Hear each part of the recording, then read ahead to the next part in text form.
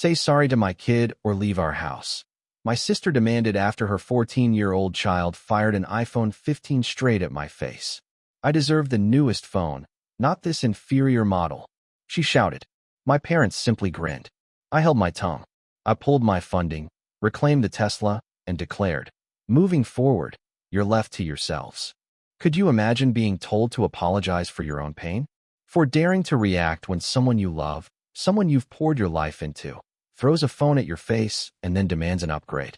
That's exactly what happened to me, and it shattered a family dynamic I'd been trapped in for years. My name is Mark, and for as long as I can remember, I've been this steady one. The anchor. The guy who files everyone's taxes, who answers the 2 a.m. calls about mysterious Wi-Fi outages, who remembers birthdays, and always shows up with the folding chairs nobody else thought of. I write code for a living. I meal prep. I pay my bills early because late fees make my eye twitch. People have called me boring, but they also called me dependable. For a long time, I thought those two words meant the same thing. I live 10 minutes from my parents, which sounds convenient, right? My sister, Tasha, lives with them temporarily, a temporary state that's now stretched into 3 years. Her daughter, my niece Kayla, is 14 now, taller than me, and glued to a screen. My parents love to say, we all pitch in, but somehow, that always meant my bank account was doing most of the pitching. One Sunday night, I was just dropping off a carton of eggs and a new smoke detector, because Dad had been meaning to install one for months. I walked into a full-blown family debate around the dining table. Amazon boxes, takeout containers, charging cables everywhere. The TV was blaring some unboxing channel. Kayla was sprawled, pouting at her phone. The moment Tasha clocked me, she exhaled like she'd just spotted her getaway car. Perfect. Mark's here. My mom just smiled, not looking up from her tablet. Dad didn't even acknowledge me. He only smiles at baseball. Then, Kayla, without a word, shoved a shiny phone at me, palms up, like a judge presenting evidence. It was a brand new iPhone 15, purple case, sticker still on the lens. It's the wrong one, she declared, flatly, like I was already guilty. I wanted the latest model, not this cheap one. Cheap, like it tasted bad. My jaw almost dropped. Kayla, I started, that is the latest model. She shot back, her voice dripping with contempt. It's not the Pro Max. Do you even listen? The room went completely silent. It was that kind of silence, where everyone just holds their breath, waiting for the next scene to play out. I set the eggs on the counter. Tasha folded her arms. So, you're the one who said you'd help set her up. You said you'd handle the tech stuff. Handle it. I looked at the receipt on the table. Not my card. Not my name. Yet, somehow, this was instantly my problem. Then it happened. Kayla brushed past me, and the phone, it hit my chest harder than I expected. It slipped, bounced off my jacket, and clattered to the floor. A sickening hairline crack zigzagged across the screen protector. She glared at me, her eyes burning. See? You broke it. I wanted the Pro Max. My voice came out calmer than I thought it would. Kayla, you threw it at me. Tasha's chair scraped against the floor as she stood up. Apologize to my daughter. I stared at her, utterly speechless, feeling like I was staring at a brick wall. Apologize, she repeated, her jaw tight, or you're out of our home. My mom's eyes flicked up from her tablet, a small smirk playing on her lips, like this was better than any reality TV show. Dad just sipped his tea. No one asked if I was okay. No one asked why a 14-year-old had just thrown a $1,000 phone at someone's face. I took a deep breath, my pulse stuttering in my jaw. Kayla rolled her eyes. I wanted the latest model, not this cheap one, she said again, louder this time, as if sheer volume would make her ridiculous claim true. The silence returned. A very specific kind of silence. The kind where they expected me to fold, to take the blame, because I always did. But something was different this time. I didn't argue. I just picked up the cracked phone. Gently, I set it on the table. Okay, I said, my voice quiet but firm. Noted. And for the very first time in that house, I didn't explain myself. I didn't fix anything. I didn't even stay for dinner. That phone incident wasn't the beginning of the problem. It was just the first time they made the quiet part loud.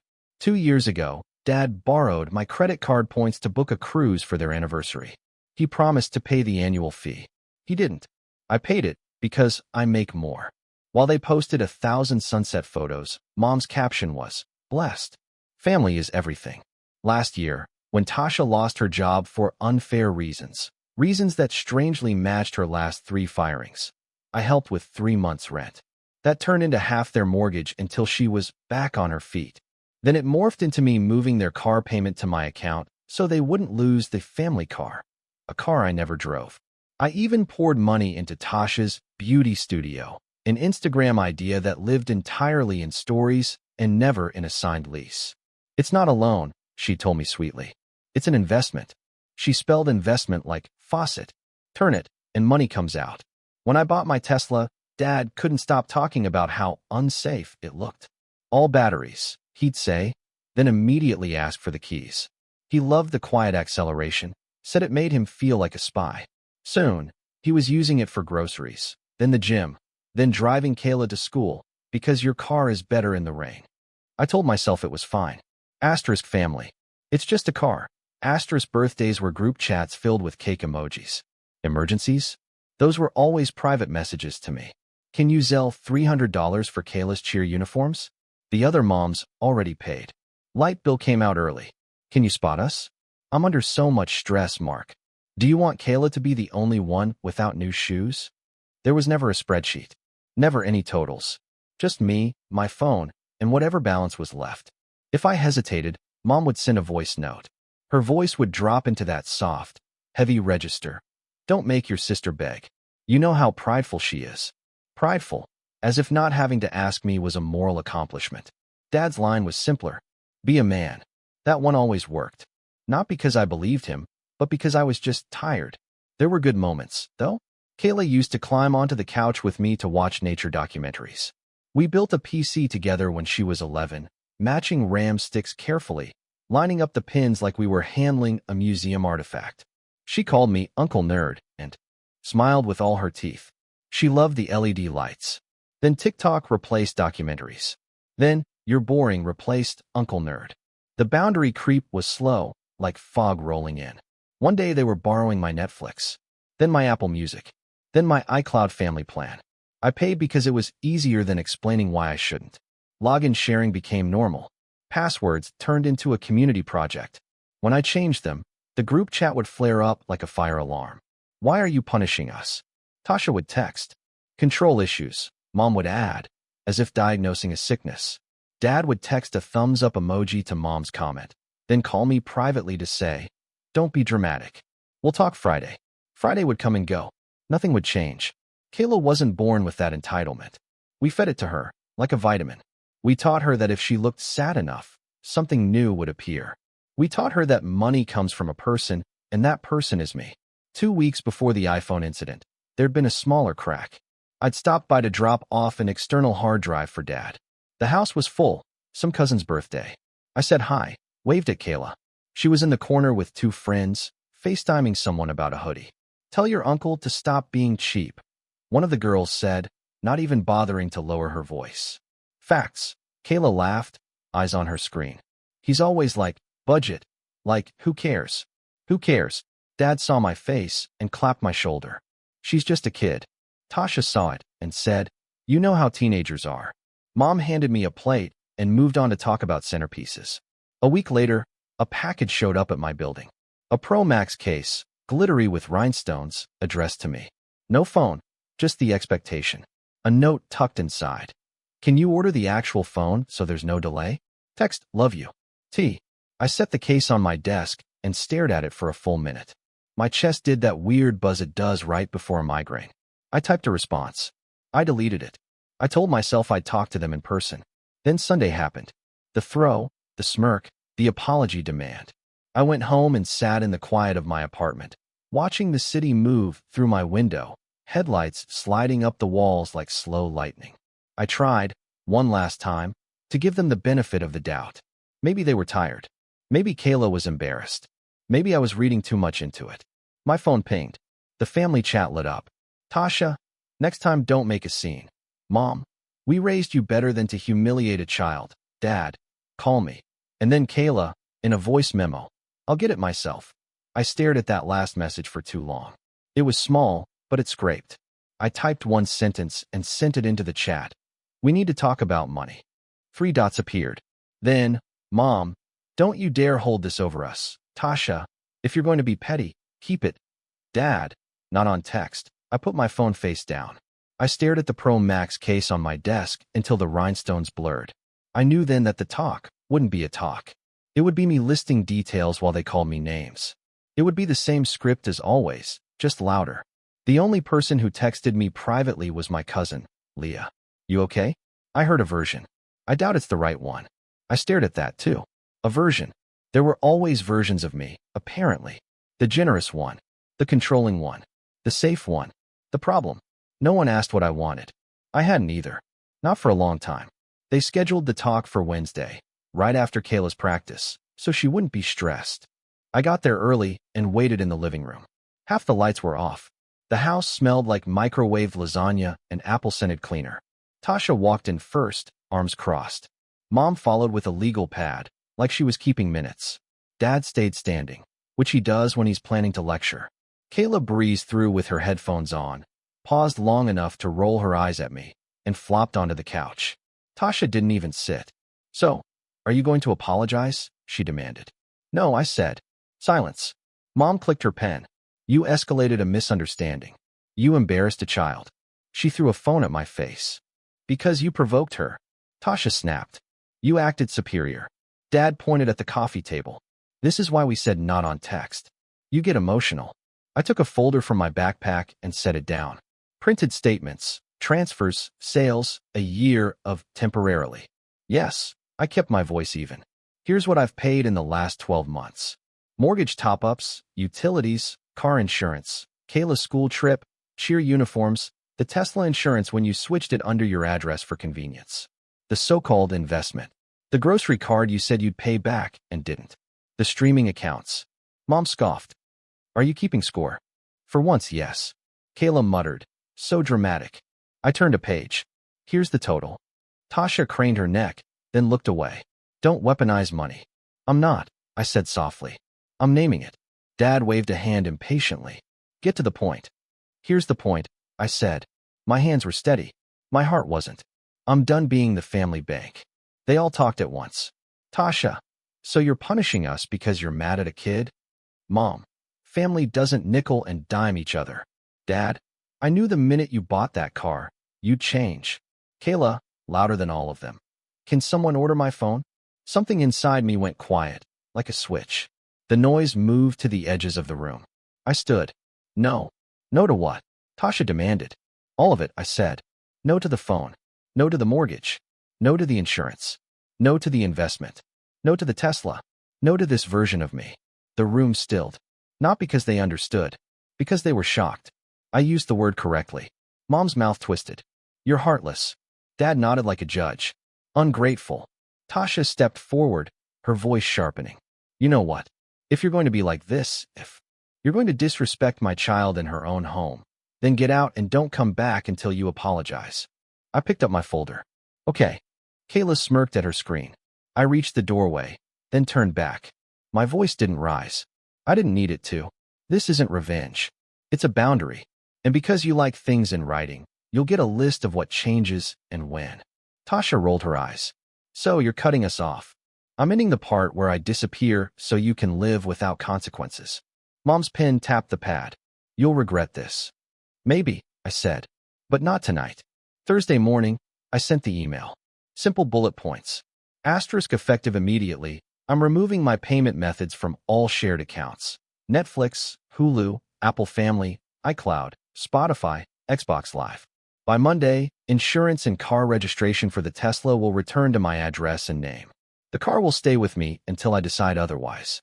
The investment in the beauty studio is concluded. I'm requesting the remaining balance in the account be returned by the end of the month or will convert it to a formal loan with terms. No new transfers, no Zells, no cash requests. Future help, if any, will require a budget and receipts. Asterisk I signed off with Mark, because paper trails matter. The replies arrived like weather. First, a drizzle. Mom, we raised a stranger. Tasha, asterisk you promised. Kayla is devastated. Asterisk dad. Men provide. Then a storm. Mom, your grandmother would be ashamed. She wouldn't. She used to slip me 20s and whisper, don't tell your mother. Tasha, You're stealing the car from your father. It was never his. Dad, you want us to fail. I wanted them to stop failing on purpose. I didn't answer. My therapist once told me, not responding is a response. I tried to hear her voice when the guilt did its old, familiar dance. At lunch, my phone buzzed with screenshots from Leah. The family group chat, without me. Tasha, Mark's punishing Kayla, who treats a child like this. Mom, he's always been jealous of his sister. Dad, he thinks a fancy car makes him important.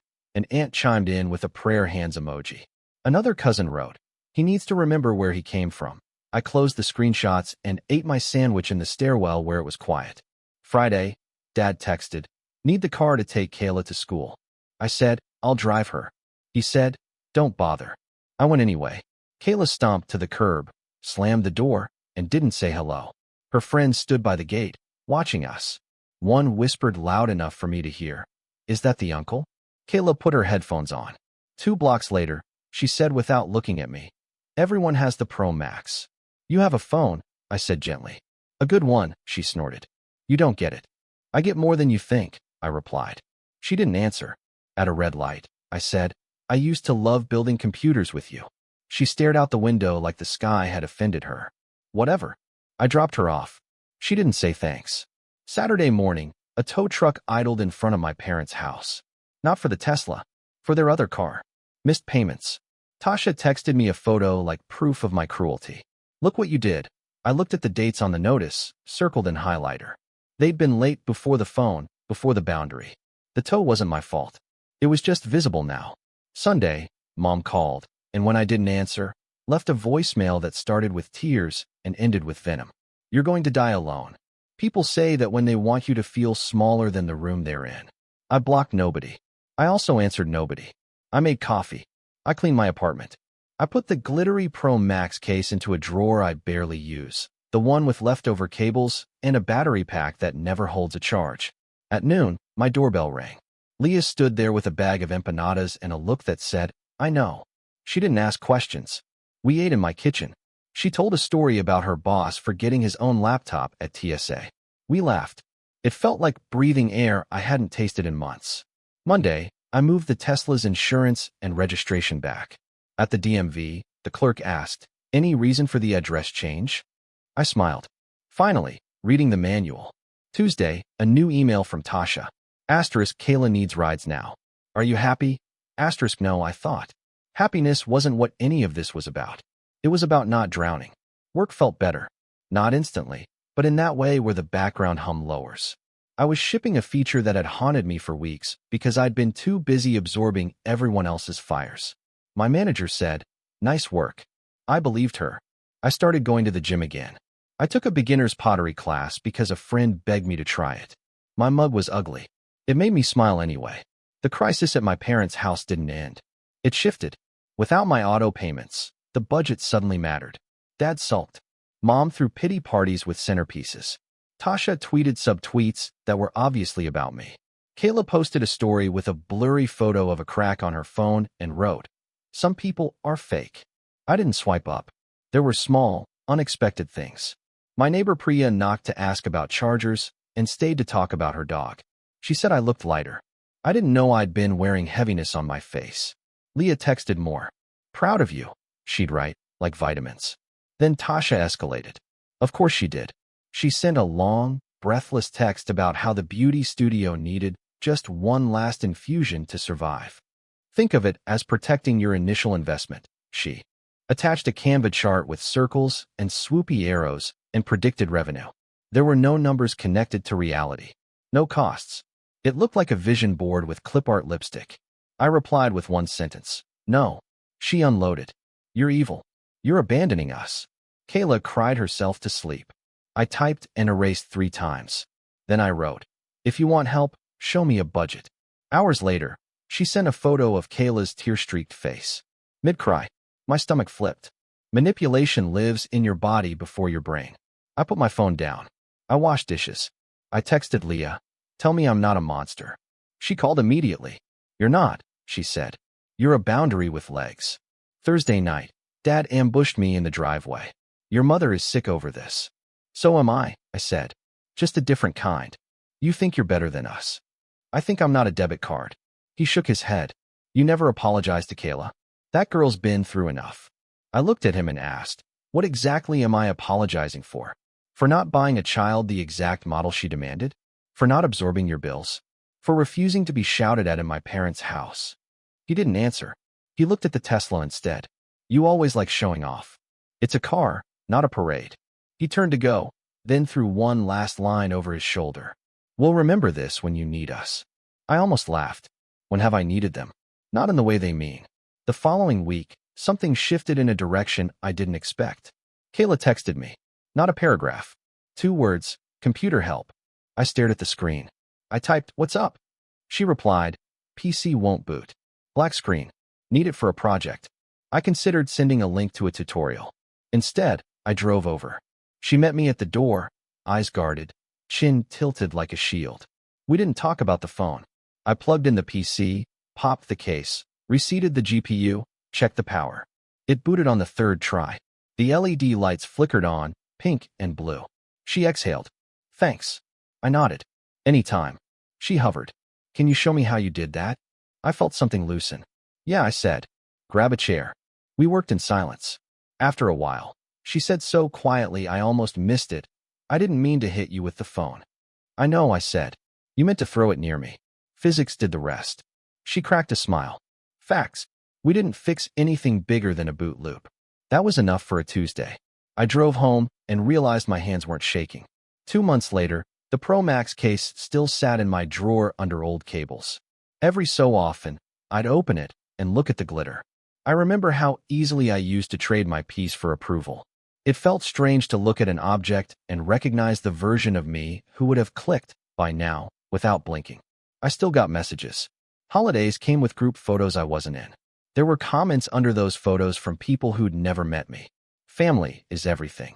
I would put my phone down and make coffee and text Leo a meme and go on with my day.